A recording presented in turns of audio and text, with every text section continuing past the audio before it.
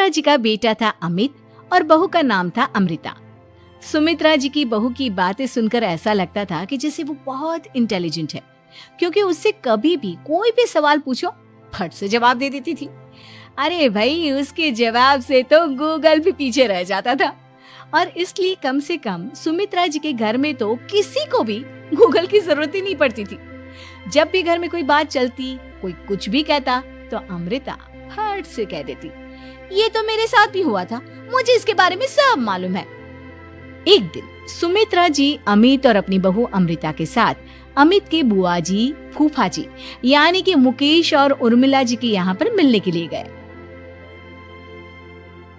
अरे बहुत अच्छा किया अमित बेटा, इतने दिनों के बाद आए हो तुम। हाँ सुमित्रा भाभी, कभी तो आ जाया करिए अपने बच्चों को लेकर। आपकी बहू के आने से तो हमारे घर में भी रौनक आ गई है। वो क्या है ना, अमित ऑफिस के काम में बहुत बिजी रहता है, इसलिए उसे तो वक्त ही नहीं मिल पाता। अच्छा, लगता है नौकरी काफी मुश्किल है अमित की। अरे नहीं नहीं फूफा जी, ऐसी कोई बात नहीं है। आप तो जानते हैं ना प्राइवेट जॉब में कितना काम होता है। अरे कोई समझे ना समझे, मुझे तो पता है प्राइवेट नौकरी में इतना काम करना पड़ता है कि इंसान की आफत आ जाती है।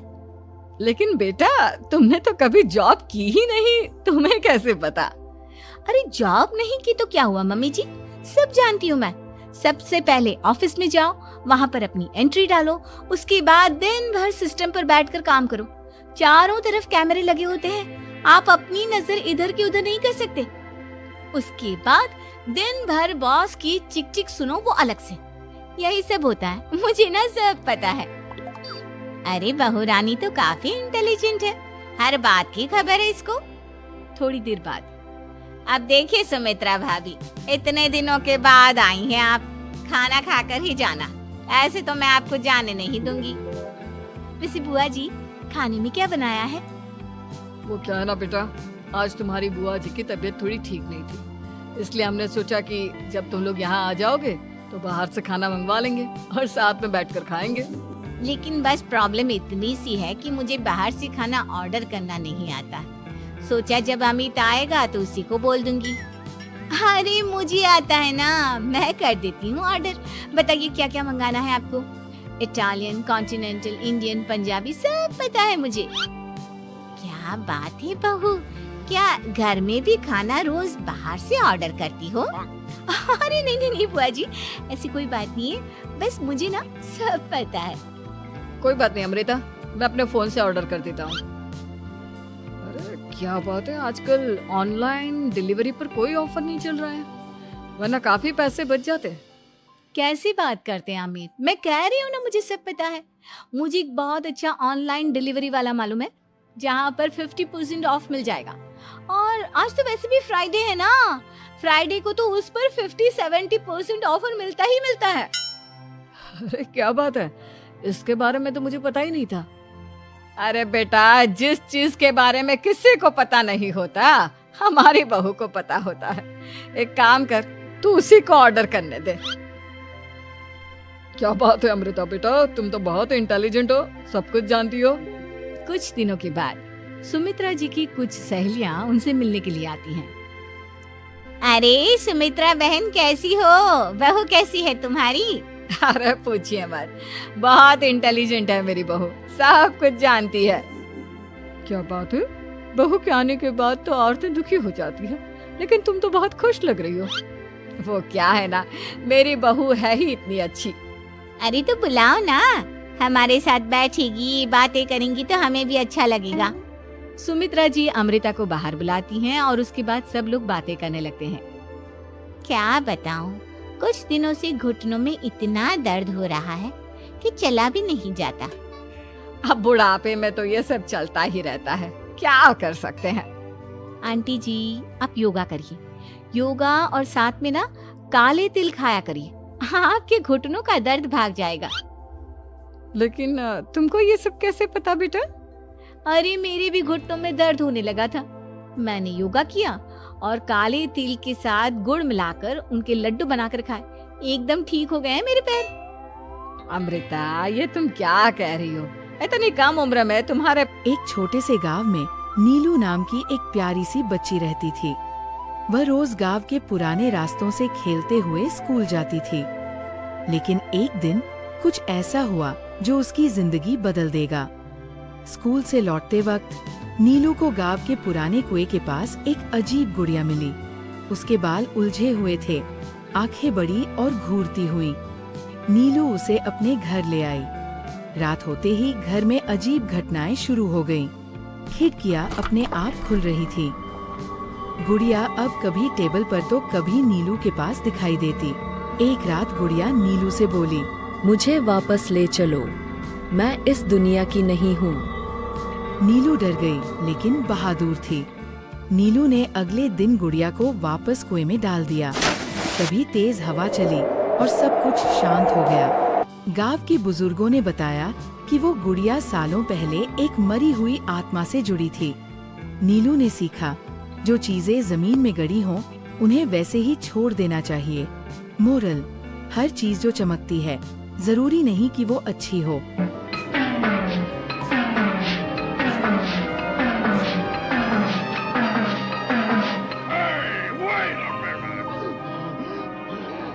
Special secret recipe for Queen Alahadi. This is the most delicious dish what you have ever tasted. Such delicate aroma, such exquisite taste. Are you ready? Into a pot of boiling water, pour 2 carrots, 2 onions, a string bean, a paprika, 2 eggs, a pinch of parsley, a dash of pepper. And the last and the most important thing, one small fresh fish.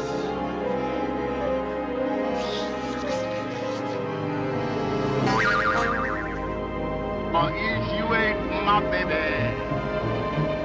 The way you acting lately makes me down.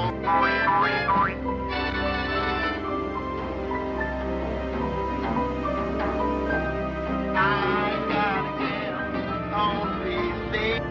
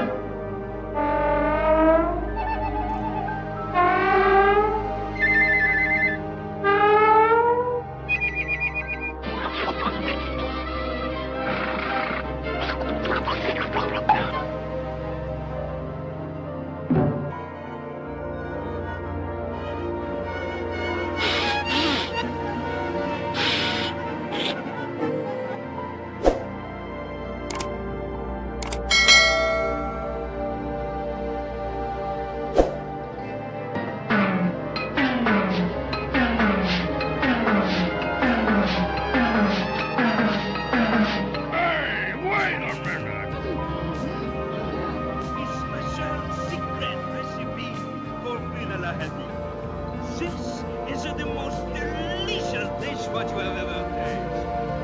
Such delicate aroma, such exquisite taste. Are you ready? Into a pot of boiling water, pour 2 carrots, 2 onions, a string bean, a paprika, 2 eggs, a pinch of parsley, a dash of pepper. And the last and the most important thing, one small fresh fish.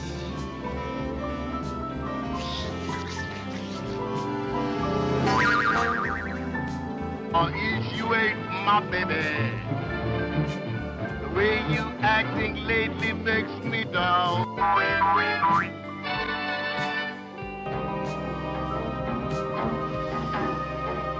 I gotta get on these days.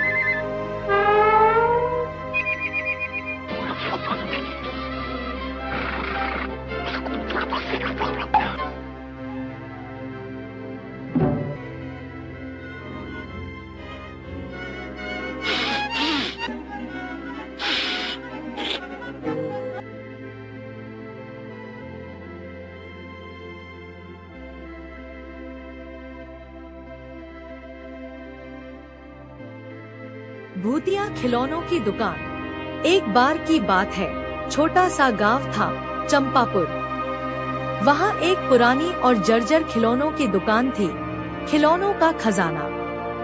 गांव के बच्चे कहते थे कि उस दुकान में रात के समय खिलौने खुद चलने लगते हैं, बातें करते हैं और हंसते हैं। उस गांव में गोलू और बबलू दो दोस्त रहते थे। गोलू 10 साल का नटखट लड़का, जिसे रहस्यों का बहुत शौक था। बबलू गोलू का डरपोक लेकिन वफादार दोस्त। एक दिन गोलू ने बबलू से कहा, आज रात हम उस दुकान में छुपकर देखेंगे कि सच में वहाँ कुछ होता है या नहीं। बबलू डर गया लेकिन गोलू के साथ चला गया। रात 12 बजे दोनों चुपके से दुकान में घुस गए और एक पुराने अलमारी के पीछे छुप गए। थोड़ी ही देर में दुकान की सारी बत्तियां अपने आप जल उठीं और फिर सारे खिलौने जिंदा हो गए। एक रोबोट बोलने लगा, अब खेल का समय है। एक गुड़िया ने आंख घुमाई और बोली, तुम हमारे मेहमान हो, हमेशा के लिए। गोलू और बबलू डर के मारे कांपने लगे, लेकिन गोलू ने हिम्मत से पूछा, तुम कौन हो? तभी एक बूढ़ा भूत प्रकट हुआ, जिसने बताया कि वह खिलौनों का असली मालिक था, लेकिन लालच में उसने बच्चों से उनकी आत्मा मांगी और श्रापित हो गया। अंत में गोलू ने अपनी समझदारी से एक पुराना खिलौना वापस ठीक कर दिया, जो दुकान को मुक्त करने की चाबी था। सारे खिलौने इंसानों की आत्मा छोड़कर शांत हो गए और दुकान अगले दिन पूरी तरह गायब हो गई।